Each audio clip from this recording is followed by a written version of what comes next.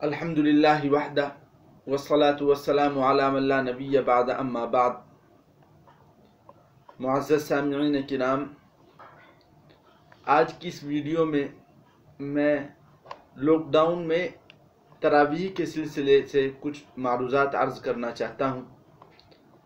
तो मेरे अज़ीज़ भाइयों, आज के हालात के तनाज़ुर में हज़रात उलमा किराम ये फरमाते हैं कि हमें तरावीह अपने अपने घरों के अंदर अंजाम देनी चाहिए और हर आदमी अपने घर के अंदर तरावीह पढ़ने की कोशिश करे।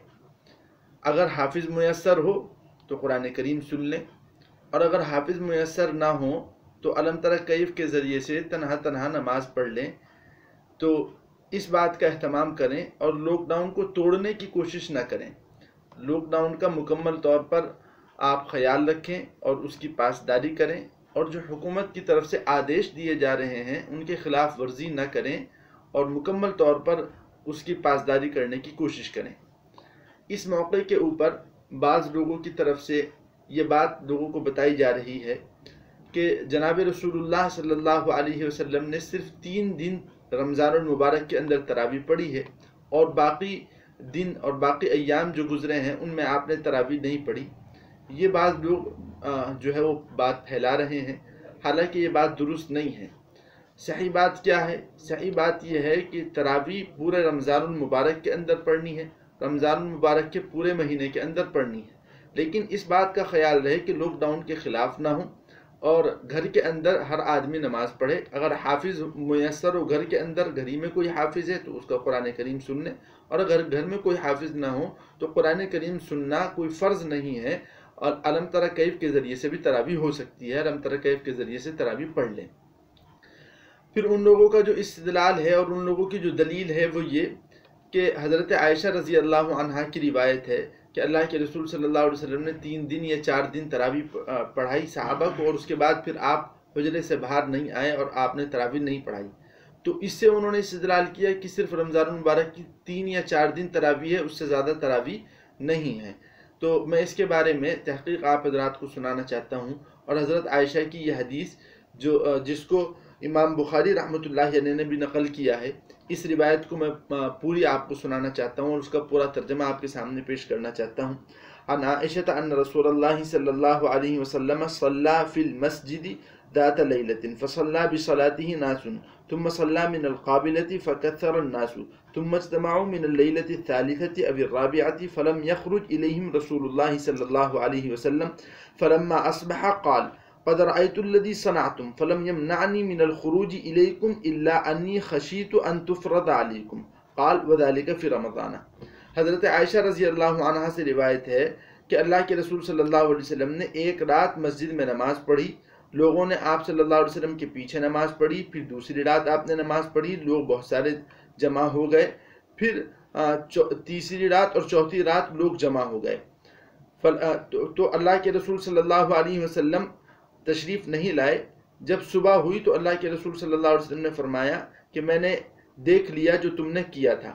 मैं तुम्हारे पास नहीं आया था क्योंकि मुझे खौफ था कि तुम्हारे ऊपर यह नमाज फ़र्ज़ न कर दी जाए, और यह रमज़ान का वाक़या है।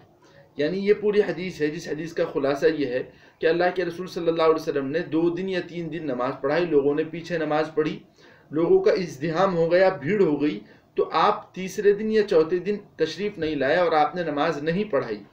और इसकी वजह भी बताई कि मैंने इसलिए तुम लोगों को नमाज नहीं पढ़ाई कि मुझे खौफ हुआ कि कहीं ये नमाज तुम्हारे ऊपर फ़र्ज़ ना हो जाए, इसलिए मैं तुम्हें नमाज नहीं पढ़ा रहा, और बाकी अय्याम आपने नमाज पढ़ी।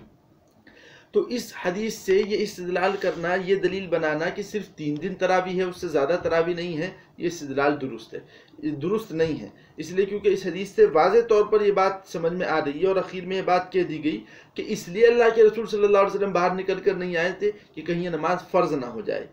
तो फ़र्ज़ से बचने के लिए आप निकल कर नहीं आए थे। इसका मतलब ये नहीं कि आपने नमाज़ पढ़ी ही नहीं और आपने सिर्फ 3 ही दिन नमाज की तालीम दी थी।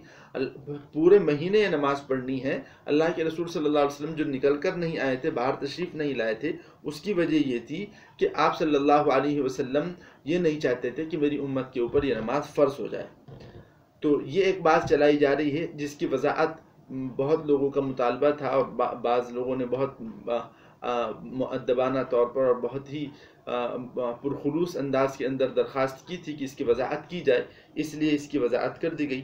اسی طریقے سے بعض حلقوں کی طرف سے یہ بات بھی چلائی جا رہی ہے کہ تراویح کی نماز اور اسی طریقے سے تہجد کی نماز یہ دونوں ایک ہیں، تراویح کی نماز اور تہجد کی نماز ایک ہیں، لہذا اگر رات کے اخیر حصے کے اندر تہجد پڑھ لی جائے تو تراویح ادا ہو جائے گی، لہذا تراویح پڑھنے کی کوئی ضرورت نہیں ہے۔ یہ بات بھی غلط ہے، ایسا نہیں ہے۔ تراویح کی نماز الگ ہے اور تہجد کی نماز الگ ہے۔ تراویح کی نماز صرف رمضان المبارک کے اندر پڑھی جاتی ہے، 20 رکعت پڑھی جاتی ہے، اور تہجد کی نماز جو ہے وہ رمضان میں بھی پڑھی جاتی ہے، رمضان کے علاوہ بھی پڑھی جاتی ہے۔ اور اس کی دلیل یہ ہے کہ ایک حدیث ہے جس حدیث کو امام بخاری رحمۃ اللہ علیہ نے نقل کیا ہے۔ حدیث ہے کہ انہو سأل عائشہ رضی اللہ عنہا کیف كانت صلاة رسول اللہ صلی اللہ علیہ وسلم فی رمضان فقالت ما كان رسول اللہ صلی اللہ علیہ وسلم يزيد في رمضان ولا في غيره على 11 ركعة يصلي 4 فلا تسأل عن حسنهن وطولهن ثم يصلي 4 فلا تسأل عن حسنهن وطولهن ثم يصلي 3۔